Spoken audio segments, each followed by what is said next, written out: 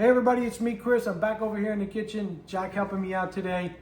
Today we're going to show you a great recipe you can make for the Super Bowl. We're making homemade queso cheese sauce. And you know what? This is a million times better than the stuff you buy in a jar at the store. And it's super easy to do. Let me show you what we got.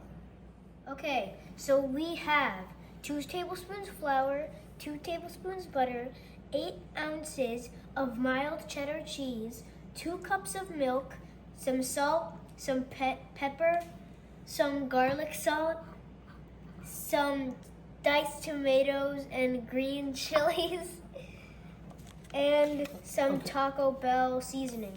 All right, so today we're just gonna make a plain white queso sauce, and I'm gonna show you how to do that. But you can kick this up and make it your own however you want. A couple different things you can do. What you can do is you could saute a little bit of onion and some diced jalapenos and then make your cheese sauce with that base. But you could also, to make it a nice queso, you could drain off a can of this Rotel tomatoes and add that with some taco seasoning. I mean, you could season this however you want and really make it your own. But we're gonna show you a plain white queso blanco cheese sauce. All right, so I got my saucepan heating to medium heat. I'm just gonna start by melting the butter. All right, so once my butter's melted, I'm gonna add my flour and I'm gonna start to cook that. I wanna keep whisking this, and we're making a base, a roux. That's the base of our sauce. Hey, if you wanna learn how to make a roux and a bechamel sauce, go check out my video.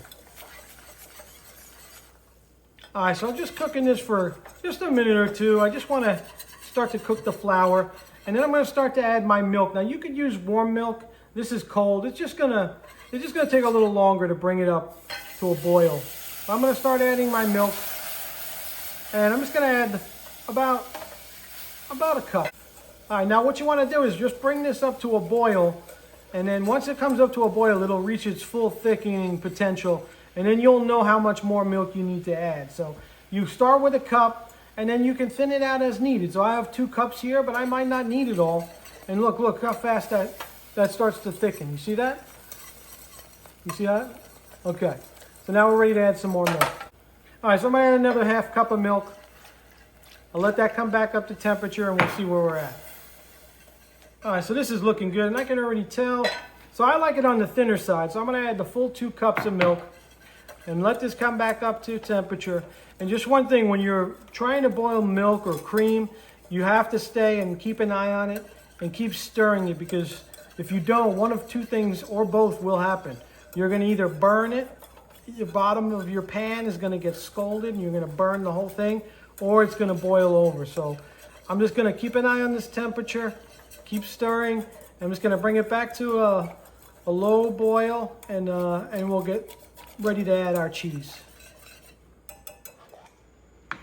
All right, so while this comes back to a simmer and cooks for a minute, I'm just gonna add a pinch of kosher salt, some fresh cracked pepper.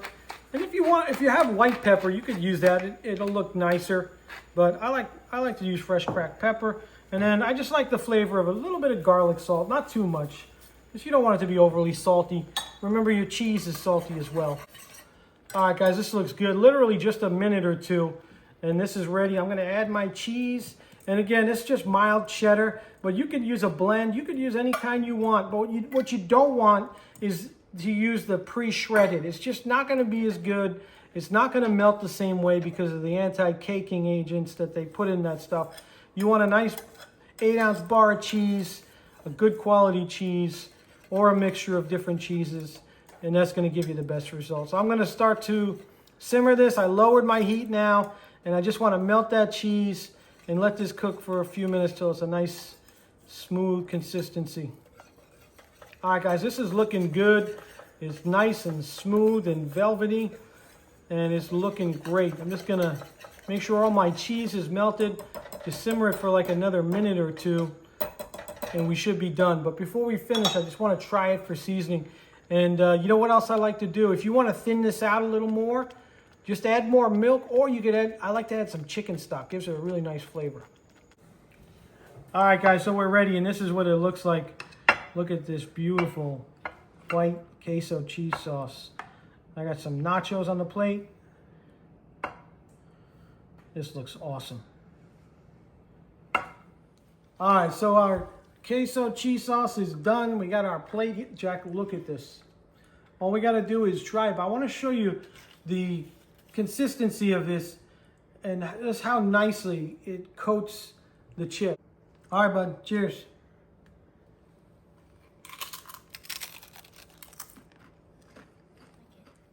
All right, guys. Hey, you know what? Another great thing to use this for is Philly cheesesteaks.